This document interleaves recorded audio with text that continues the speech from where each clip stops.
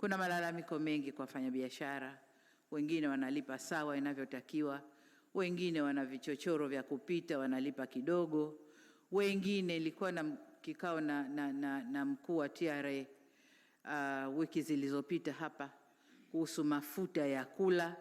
Kuna wanaozalisha, kuna wanaopitisha magendo, yanapita hayalipiwi kodi, na kwa hiyo uwanja wa soko hauko sawa.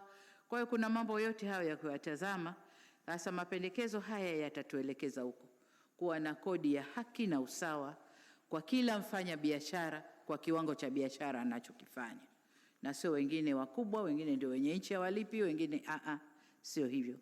Lakini pia inatuelekeza kuwa na utulivu kwenye ulipaji wa kodi, sera ziwe zimetulia na zinaeleweka za ulipaji wa kodi, lakini pia zinatekelezeka. Kuimarisha uwazi, kuondoa mabadiliko ya kodi ya mara kwa mara na kuhakikisha hakuna kodi au tozo zinazoanzishwa ambazo utekelezaji wake utakuwa na athari hasi kwenye malengo mengine ya kitaifa, ikiwemo yaliyomo kwenye Dira ya Taifa ya Maendeleo 2050.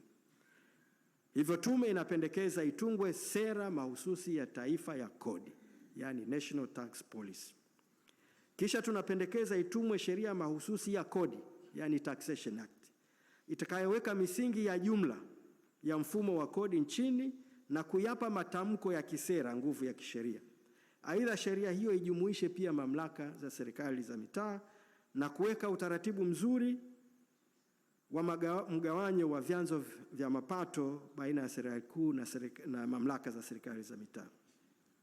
Tatu, kufuta sheria ya ushuru wa bidhaa iliyopo ambayo ni miaka mingi